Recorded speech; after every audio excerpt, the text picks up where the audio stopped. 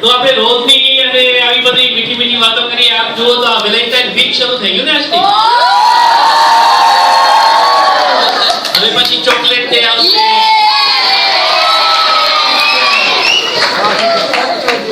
પછી આ બધા અલગ અલગ દિવસો આવશે. ખબર 14મી માર્ચ તમને ખબર છે 14મી માર્ચ કેવો દિવસ છે? નહીં ખબર હોય.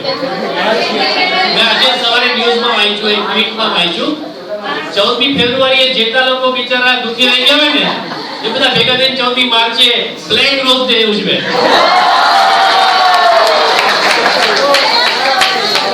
તો આપણે ત્યારે રોઝ ડે ની એવી બધી મીઠી મીઠી વાતો કરવી છે, તો આપણે એની ઉપર જ આગળ વાત વધારીએ. નેક્સ્ટ સલામ નમસ્તે કદાચ તમે લોકોએ જોયું હશે. એમાં એક સીન છે, એમાં પ્રીતિ ઝિંટા જ્યારે પ્રેગ્નન્ટ હોય ને ત્યારે પેલો સૈફ અલી, તમને કદાચ યાદ હોય. ગુજરાતીમાં બોલો ચાલશે? હા કે હિન્દી?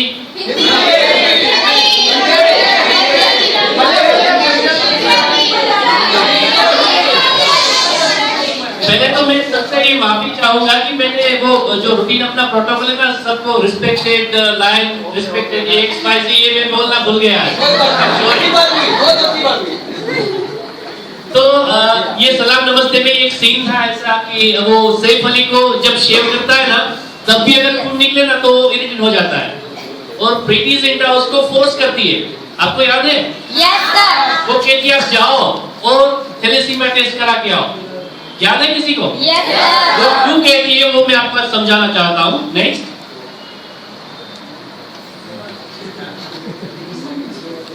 ऐसा कहा जाता है रोज डे तो हम यहाँ पे मना सकते हैं, लेकिन शादी जो है marriages are always made in heaven. जब भी आप शादी करो, जब भी आप शादी करने का तय करो तो पहला काम ये कराओ, कुंडली मिलाओ या ना मिलाओ, लेकिन थैलेसीमिया टेस्ट जरूर कराओ. क्यों कराना है मैं आगे आपको समझाता हूँ. सबको अभी सब तैयार होंगे रोज डे के. जिनको दूल्हा चाहिए, कैसा चाहिए? Tall, dark, handsome.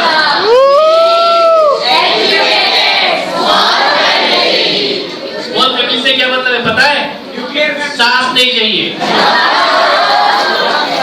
और ऐसे ही जब लड़की के बारे में सोचते बच्चे अपने, कैसी लड़की चाहिए?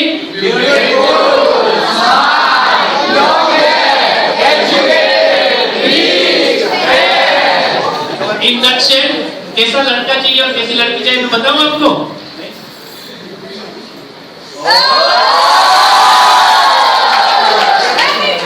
सबको चाहिए अभिषेक जैसा दुल्हा और ऐश्वर्या राय जैसी दुल्हन. अनफॉर्चुनेटली दोनों में से कोई अवेलेबल नहीं है.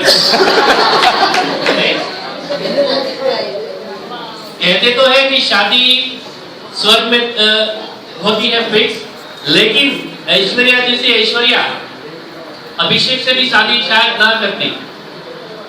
क्यों ना करती? क्योंकि अभिषेक आप शायद जानते होंगे he is a child of Amitabh Bachchan. Of course he is son of Amitabh Bachchan, but they are thalassemia minor. thalassemia minor की जगह पे अगर मान लीजिए जया बच्चन भी अमिताभ बच्चन के जैसे थैलेसीमिया माइनर होती, दोनों की शादी के बाद आने वाला बच्चा अगर अभिषेक बच्चन थैलेसीमिया मेजर लेके आता तो ऐश्वर्या राय शादी नहीं करती. क्यों नहीं करती, क्या कर पाती, वो मैं आपको समझाना चाहता हूँ. Next, if parents were thalassemia minor then there were 25% chances, 25 not 100% but 25% chances were there कि वो अभिषेक बच्चन थैलेसीमिया मेजर लेके आता. दूसरा एक ऑप्शन मैं आपको एक एग्जांपल देता हूँ. मान लीजिए ऐश्वर्या राय को एक सेकंड के लिए आप भूल जाइए, अमीषा पटेल और अभिषेक बच्चन की शादी करवाते तो क्या होता? अमीषा पटेल थैलेसीमिया माइनर है, अभिषेक बच्चन थैलेसीमिया माइनर, दोनों का यहाँ पे आप देखो पूरा चार्ट है ऐसे. 25% चांसेस थे कि वो बच्चा जो भी आया है, वो आराध्या जो आई है, वो 100% नॉर्मल, 25% चांसेस कि वो थैलेसीमिया मेजर लेके आए, और 50% चांसेस कि वो भी थैलेसीमिया ट्रेट या थैलेसीमिया माइनर लेके आए।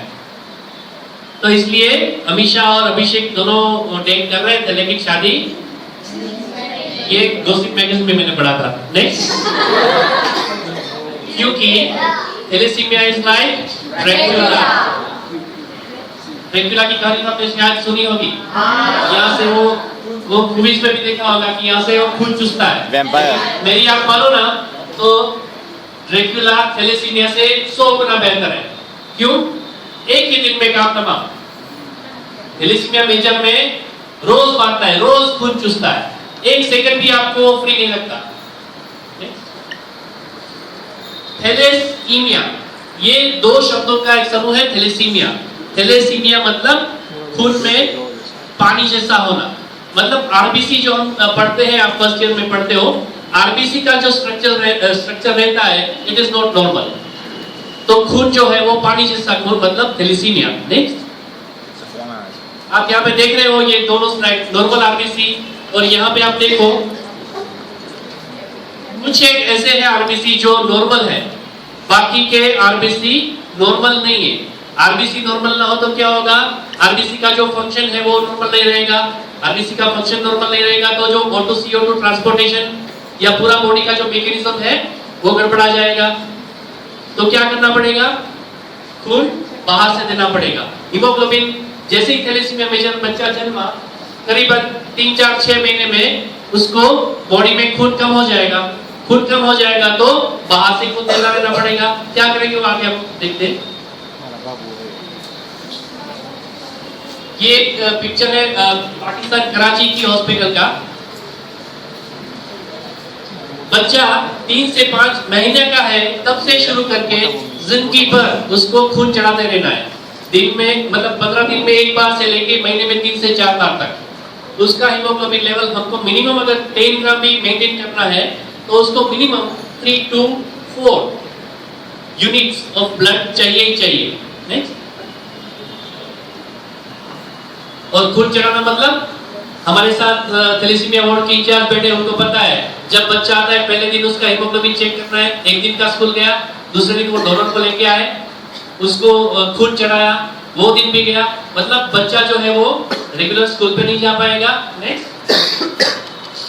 ऑफ कोर्स छोटा बच्चा है 5-6 महीने, अब 5-6 साल का, वो अकेला तो खून चढ़ाने के लिए आएगा नहीं, साथ में कोई ना कोई तो रहेगा। तो पापा और मतलब parents, they will be irregular in their office work. Next, of course खून चढ़ाने जाएगी वो शादी में, दांडिया रास में जाए तो सोशल फंक्शंस में वो नहीं जा पाएंगे। नेक्स्ट, 5 साल का या 7 साल का बच्चा हीमोग्लोबिन चेक करने के लिए या फिर रेस्पिराल देने के लिए या फिर ब्लड चढ़ाने के लिए मेनी ब्रिक्स, वो बच्चों का मेरी सबसे गुजारिश है, रिपीटेडली मैं कहता हूँ कि आप सब लाइफ में एक बार, मतलब इस टर्म के खत्म होने से पहले एक बार मैम की परमिशन लेके आप वार्ड में जाइए और देखिए क्या हालत है वहां पे। नेक्स्ट, और ऐसा भी नहीं है कि किसी पान वाले की दुकान पे हमको खून मिल जाएगा। खून भी अगर हमको चाहिए तो डोनर चाहिए, डोनर तो मिले, वो हेल्दी डोनर होना चाहिए। अभी आपने शायद 2 साल पहले पढ़ा हो जूनागढ़ में HIV पॉजिटिव खून चढ़ गया गलती से, तो काफी सारे बच्चों में HIV, उनकी कोई भी उनकी पर्सनल कोई भी रीजन न होने के बावजूद वो बच्चे थैलेसीमिया से तो ऑलरेडी पीड़ित थे, अब साथ में HIV से भी पीड़ित है, तो ये टेंशन भी साथ में रहता है। नेक्स्ट, और हेपेटाइटिस भी ऐसे ही आता है, तो HIV और हेपेटाइटिस जैसे और इन्फेक्शंस अगर अननोन डोनर से लेंगे तो वो भी कंफ्यूजन रहता है। और आप मेरी मानो 10 ग्राम हीमोग्लोबिन मेंटेन करना, ये भी इसका 100% इलाज नहीं है। खून चढ़ाया, लेकिन जो उसका बॉडी का नॉर्मल आरबीसी साइकिल है वो तो नॉर्मल नहीं है। नॉर्मल ह्यूमन बीइंग में साइकिल कैसा रहता है कि 120 डेज के बाद वो आरबीसी में हीम और ग्लोबिन जो है वो हीम और ग्लोबिन दोनों अलग हो जाएंगे। हीम को रिसाइकल हो जाएगा, ग्लोबिन प्रोटीन बॉडी में बच जाएगा। वो हीम थैलेसीमिया मेजर वाले बच्चों में कहीं ना कहीं वो आयरन जो है वो कहीं ना कहीं डिपॉजिट होता है पूरे बॉडी में, थोड़ा बहुत एक्सक्रीट हो पाता है, बाकी का बॉडी में कहीं ना कहीं पे जाके वो स्टोर होता है। कहाँ पे स्टोर होता है? जैसे आप ये पिक्चर में देख रहे हो, पूरे बॉडी के जितने भी वाइटल ऑर्गन्स हैं वहां कहीं ना कहीं पे जाके वो डिपॉजिट हो जाएगा और लेटर स्टेज में कुछ ना कुछ कॉम्प्लिकेशंस पैदा करता है। कैसे कॉम्प्लिकेशंस? नेक्स्ट, ये मोस्ट कॉमन जब बच्चा 5-7 साल का होता है, स्प्लीनोमेगाली। हमारे नॉर्मल बॉडी में स्प्लीन का साइज नॉर्मल रहता है यहाँ पे छोटा सा, लेकिन जो थैलेसीमिया मेजर वाले बच्चे जिनको रेगुलरली ब्लड चढ़ाते हैं उनका इतना बड़ा। नेक्स्ट, ये पिक्चर मैंने ये अपने हॉस्पिटल के ही है। ये बच्चे का जब मेरा रिसर्च वर्क चल रहा था तब मैंने पिक्चर्स लिए थे, और ये जो बच्चा है अनफॉर्चुनेटली जिस दिन मैंने पिक्चर लिया उसके दूसरे दिन ही गुजर गया था, because it was impossible to operate even, उसको स्प्लीनोटोमी भी कर नहीं पाते थे उस टाइम पे। Next, major complication number 2, liver में डिपॉजिट होता रहता है, और लीवर में डिपॉजिट होना मतलब इनिशियली जॉन्डिस से शुरू करके सिरोसिस ऑफ लीवर, ये वो लीवर के सारे डिसफंक्शंस।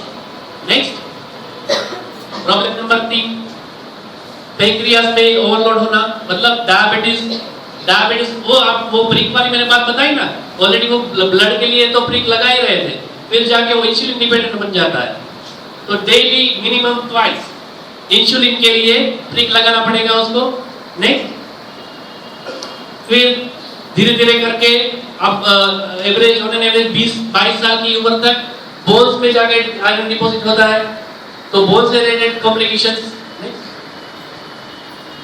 ये भी अपने यहाँ का एक बच्चे का ही है, और ओवरऑल उसके स्किन नॉर्मल ह्यूमन की जो स्किन है उससे वो ऑलमोस्ट जो अफ्रीकन कंट्रीज में जो ब्लैक रहते हैं उनके जैसी उनकी स्किन हो जाती है, इतना ओवरलोड स्किन तक पहुंच जाता है। नेक्स्ट, ये पूरा उसका टेबल है, शुरू से 6 से 10 साल में वो शुरू में वीकनेस फील करता है, और जामनगर में जो जहां तक मैंने देखा है मैं 20 साल के होते होते हार्ट, लिवर, स्प्लीन किसी भी अंग में इतना आयरन डिपॉजिट हो चुका होता है कि वो हार्ट अटैक से मर जाएगा बच्चा। Most common complication is heart attack और सिरोसिस। ये सब होने से जामनगर में अभी आप शायद एक पायल करके बच्ची है, वो 30 इयर्स अभी पहुंची है, बाकी कोई बच्चा पूरे जामनगर डिस्ट्रिक्ट में थैलेसीमिया मेजर वाला मुझे नहीं लगता 25 साल का भी होगा। मैं शी इज दी ओनली, एक ही बच्ची है, उसको एक्सेप्शन कह सकते हैं हम, 250 में से या 300 में से। वो पायल की उम्र के हिसाब से देखो तो 30 साल में कम से कम मुझे लगता है 5000 बच्चे जन्म के मर चुके होंगे। She is the only lucky one. लेकिन वो पायल के घर पे आप जाओ ना, उसके पापा बैंक में मैनेजर है, लेकिन बैंक में मैनेजर होने के बावजूद उनके घर में सिर्फ एक कबोर्ड, एक बेसिक जो नीड कहते हैं ना घर में रहने वाली, उतनी ही है, क्योंकि बाकी सारा पैसा पायल को जिंदा रखने में ही खर्च हो जाते हैं। नेक्स्ट, और ट्रीटमेंट ऑफ आयरन ओवरलोड वो क्या है? Next, iron chelation. Iron chelation कैसे करते हैं उसके 2-3 अलग अलग ऑप्शन है हमारे पास। फर्स्ट, डेस्पेरल करके एक पंप आता है, वो जो प्रिक वाली बात मैं फिर से आपको याद दिला दूं। ये जो आप देख रहे हैं बच्चे के पेट में, यहाँ पे उसको डेस्पेरल का रात को उसको लगा के पंप सो जाना है, सुबह तक on an average 8 to 10 hours उसको पंप लेना है, तब जाके वो लीवर में से जो आयरन डिपॉजिट हुआ है उसको वो निकालता है। दूसरा एक केल्फर करके मेडिसिन है, वो ओरली लेनी है, या एक एक्सजेट या उसके रिलेटेड उसके जैसी। नेक्स्ट, लेकिन वो डेस्पेरल भी ऐसा नहीं है कि सिर्फ पंप लगा लिया, पंप लगाने के बाद डेस्पेरल के कॉम्प्लिकेशंस लिस्ट यहाँ पे आप देख सकते हो। कान से सुनना बंद हो जाए, लिवर डिस्टर्ब हो जाए, हार्ट डिस्टर्ब हो जाए, डिसफंक्शंस हो जाए, वो सब के सब साइड इफेक्ट्स। नेक्स्ट, केल्फर तो शायद अब मार्केट में रहा भी नहीं है। केल्फर में इतने सारे साइड इफेक्ट्स थे कि वो 2-3 साल तक मार्केट में रहा, बंद हो गया। पैरों में इतना दर्द है कि बच्चा लेने से ना बोलेगा मम्मा मैं मर जाऊंगा, लेकिन मैं ये दवाई नहीं लूंगा। नेक्स्ट, ये एक अभी चल रहा है एक्सजेट करके, वो रिलेटिवली बेटर ऑप्शन है, लेकिन बहुत महंगा है। अभी गवर्नमेंट ऑफ गुजरात ने शायद इसको फ्री किया है, बिल्कुल फ्री मिलता है, लेकिन उसको लेना है डेली। नेक्स्ट, या फिर उसका कॉम्बिनेशन थेरेपी, कैल्पर भी ये भी लेना है और डेस्टरल पंप भी साथ में लेना ही लेना है। और इसके अलावा ये जो रूटीन कन्वेंशनल ट्रीटमेंट है, मैंने खुद ने इसके ऊपर काम किया है करीबन 6-7 साल तक, और अपना एक आईबैंड में से अपने आप सबको पता है लो भस्म या अशुद्ध लो भस्म सेवन से जो भी कॉम्प्लिकेशंस होते हैं, तो उसको उस सिद्धांत को मैंने इम्प्लीमेंट करके अपना एक थर्मोमिनल फॉर्मुलेशन बनाया है, और उसका इंडियन पैटर्न ऑलरेडी हमने रजिस्टर करा लिया है। लेकिन वो भी लेना तो है ना, दिन में 3 बार लेना पड़ेगा, और वो आयुर्वेद की कहानी तो आप जानते हो, थोड़ा सा कड़वा तो रहेगा ही रहेगा। अब 5 साल का बच्चा, मेरी जो बेटी है बड़ी, वो 2 साल की, वो कभी एक भी एंटी दवाई लेना पसंद नहीं करती। ऐसे बच्चों को जिंदगी पर ये दवाई पिलानी है, दवाई तो दवाई है। तो ये कॉम्प्लिकेशंस ऑफ आयरन ओवरलोड और उसके दवाई के साइड इफेक्ट्स, और ये रहा उसका क्यूरेटिव एस्पेक्ट। वो दवाई लेते रहो, खुद चढ़ाते रहो, लेकिन अगर उसको थैलेसीमिया फ्री करना है तो हमारे पास अभी एक अवेलेबल ऑप्शन है बोन मैरो ट्रांसप्लांटेशन। पिछले 10 साल से मैं थैलेसीमिया रिलेटेड पेशेंट्स से कांटेक्ट में हूं। एटलीस्ट मैं जाता हूं, शायद 2 बच्चे हैं जामनगर में, अभी 4 जामनगर में 4 बच्चे ऐसे हैं जिनको बोन मैरो ट्रांसप्लांटेशन हम करा पाए। लेकिन वो bone marrow transplantation is not so easy. HL imaging 6x6 factors करने पड़ते हैं and very expensive. और वो HL imaging कर दिया, लेकिन जब चेन्नई मेडम में हम दिल्ली में जाएंगे तो वहाँ पे डॉक्टर चाहती इतने बिजी है कि वो शायद आपको 1 साल या 2 साल के बाद भी 2 years वेटिंग, उसके बाद वहाँ पे 6 महीना मिनिमम रहना है। 6 महीना वहाँ पे रहना है, वो भी माता पिता उनको कुछ समय तक तो मिल भी नहीं पाएंगे, आइसोलेशन उसका पूरा हो जाता है।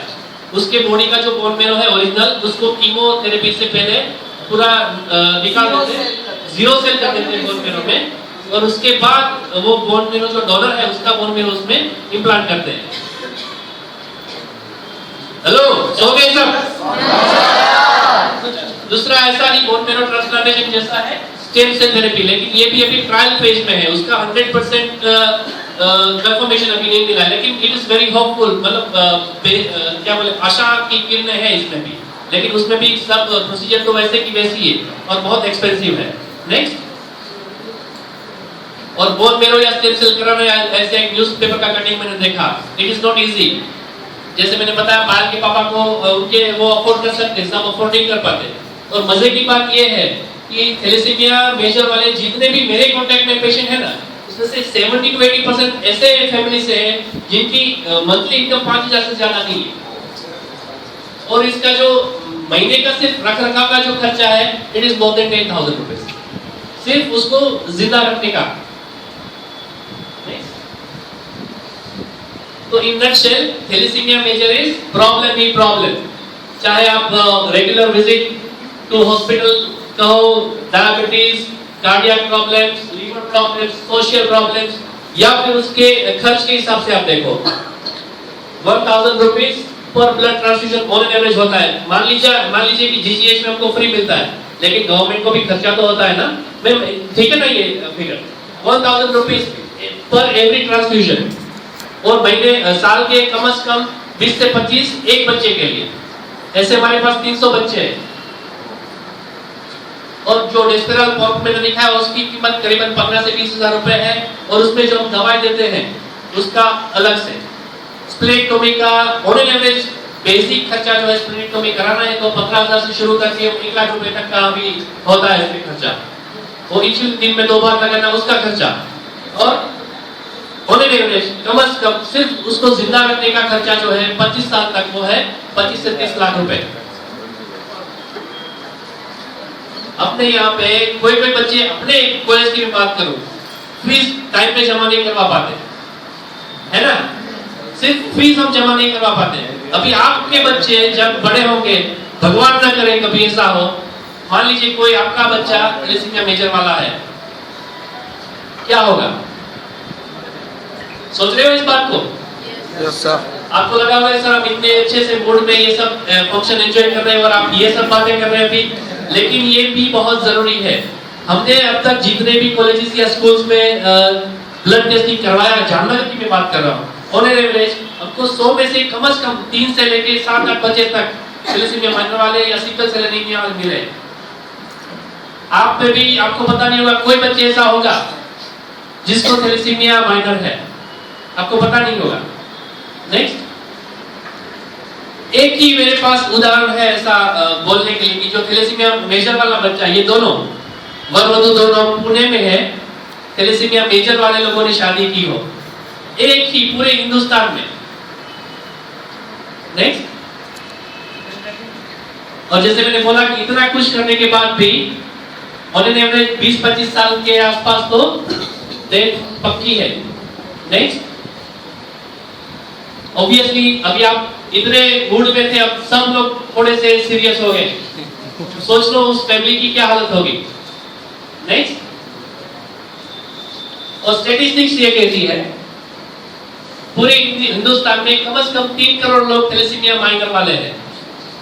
10,000 बच्चे हर साल थैलेसीमिया मेजर लाके पैदा होते हैं। अबाउट 80 to 90% बच्चे उसमें से मर जाते हैं, उनका डायग्नोसिस ही हो नहीं पाता, उससे पहले वो मर जाते हैं। नेक्स्ट, ये पूरा वर्ल्ड मैप है।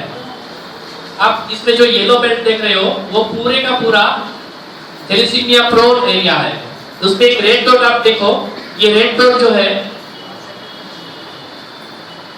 ऐसा माना जाता है कि जब सिकंदर इंडिया में आया था तो वहां से ये इनहेरिट होके हमारे तक पहुंचा है। ये डिजीज तो नहीं बोलेंगे उसको, ये नॉर्मल एनीमिया वाली जो खामी जिसको बोले, ये जो भी है, तो ऐसा पूरा ये जो बेल्ट है वहां पे थैलेसीमिया माइनर अभी प्रोन है।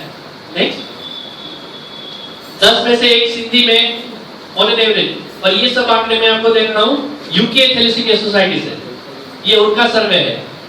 10 में से एक सिंधी, 20 में से एक साउथ इंडियन। हमारे पास साउथ इंडिया से भी बच्चे हैं, तो ऐसा नहीं है कि गुजरात में ये साउथ इंडिया में नहीं है। 25 में से एक पाकिस्तानी। मैं 3-4 पाकिस्तानी पेशेंट्स को भी देख रहा हूँ, लाहौर से वो है मेरे रेगुलर टच में, मेरा ईमेल और स्काइप। और वो आपको इंटरेस्टिंग बात मैं बताऊं, ये मुगल जो है ना अपने अकबर, ये सब, तो ये बहादुर शाह जफर की कुछ 6-7वीं बेटी में उसकी मतलब दोहित्री या जो भी बोलो वो है, उसकी फैमिली में थैलेसीमिया मेजर है अभी। और अगर आप हिस्ट्री को अच्छे से देखो तो मुगल का जो पूरा उसका जो मेगोट्री जिसको बोले हम, तो करीबन 210 बच्चे पैदा हुए थे मुगल में पूरे साम्राज्य में। उसमें से करीबन 110 के आसपास बच्चे 3 साल तक में गुजर गए थे। उस जमाने में थैलेसीमिया मेजर डायग्नोसिस करने का कोई रिवाज या कोई फैसिलिटीज नहीं थी, तो Mughals are very much prone to this disease. Next, Punjab वाले क्या है, हमारे पंजाबी शेर,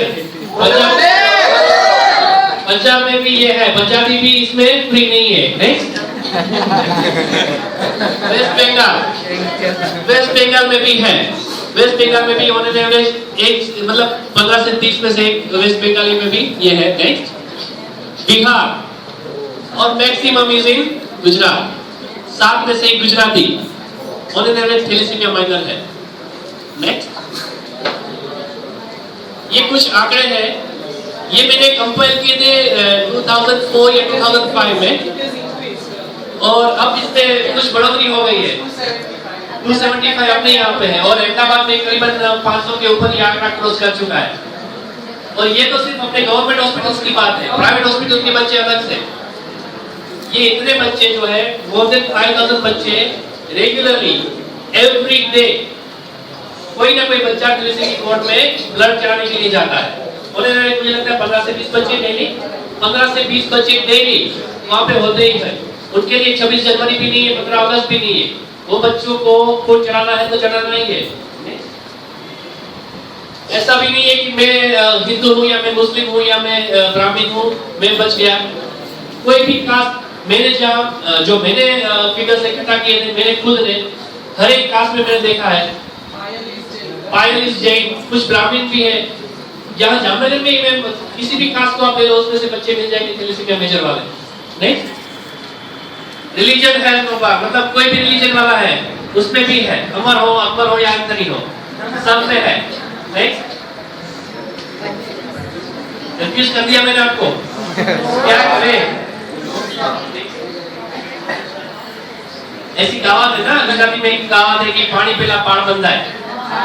prevention is always better than cure. संक्षेपतः क्रिया योगो निदान परिवर्जनम, अपना आयुर्वेद का श्लोक है। निदान परिवर्जन इज दी बेस्ट ट्रीटमेंट। तो निदान परिवर्जन क्या हुआ यहाँ पे, कोई बताएगा? शादी करने से पहले टेस्ट कराओ। नेक्स्ट, दो तरह के डायग्नोसिस पॉसिबल है,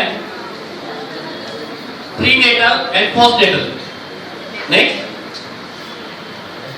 डायग्नोसिस कैसे होता है? हमने यहाँ पे HP 2 to 6 ये थैलेसीमिया मेजर का डायग्नोसिस है। टेक्निकल बात है, हमको ज्यादा इसमें जाने की जरूरत नहीं, लेकिन ऐसे बच्चे आप फैमिली में देखो कि आया, पैदा हुआ, करीबन 2-3 महीने में उसका हीमोग्लोबिन ड्रास्टिकली डाउन हो गया, तो हो सकता है कि वो थैलेसीमिया मेजर वाला हो।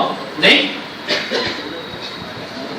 एक ऐसे इंटरेस्टिंग, अगर आप में से ऋषि भाई यहाँ पे बैठे अपने ज्योतिषी, तो उनको पता है कि यहाँ पे पहले होते हैं 7वें या 8वें या 12वें स्थान में अगर मंगल है तो उसको हम भारी मंगल बोलते हैं। ये अपना नॉर्थ इंडियन स्टाइल है, साउथ इंडियन स्टाइल से उल्टा है। इसमें जो बाकी के खाने हैं वहां पे वो बोलते हैं कि ये भारी है। मतलब मंगल जो है वो तो 12 के 12 खाने में भारी है ही है। तो कुंडली मिलाओ ना मिलाओ, ऋषि भाई मैं आपका धंधा बंद नहीं कर रहा हूँ, कुंडली भी मिलाओ अगर मिलानी है तो, लेकिन थैलेसीमिया टेस्ट तो आप कराओ ही कराओ। नेक्स्ट, अगर बाई चांस शादी हो गई तो जब भी फैमिली प्लानिंग कराओ उससे पहले एक बार कोशिश करो कि देखो। नेक्स्ट,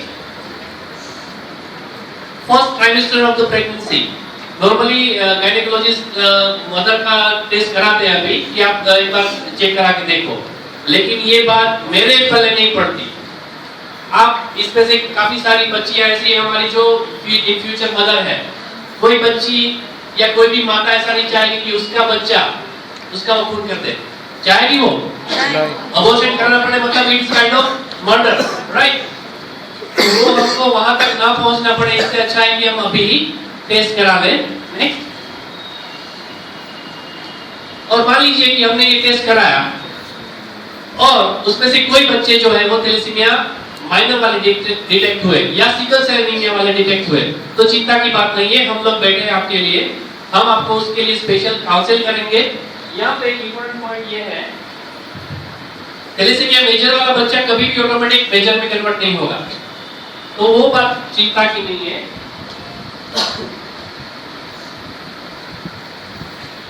ये आपको याद रखना है, at each pregnancy you will have 50% chances that child is carrier like you, 50% major और नॉर्मल।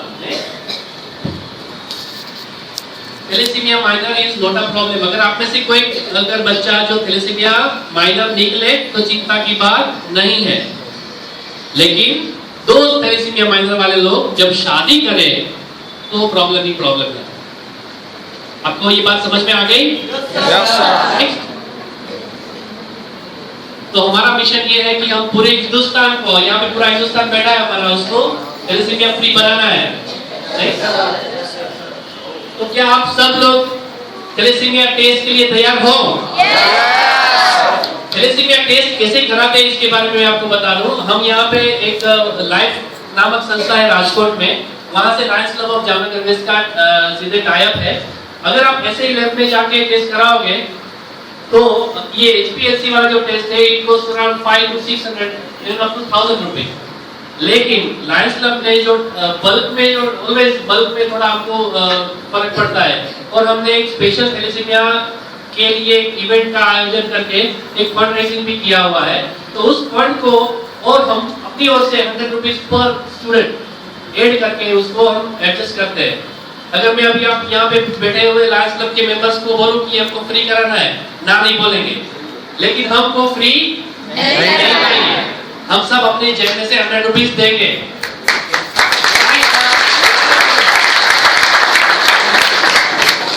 अगर किसी को कोई भी क्वेश्चन हो थैलेसीमिया के लिए रात को 3 बजे भी मुझे फोन कर सकते हैं।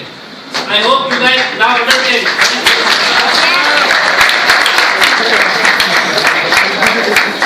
आप लोगों ने आज पूरा दिन इतना उत्साह से काम किया और इतने धैर्य से इसको सुना और मुझे झेला, उसके लिए धन्यवाद। Thank you.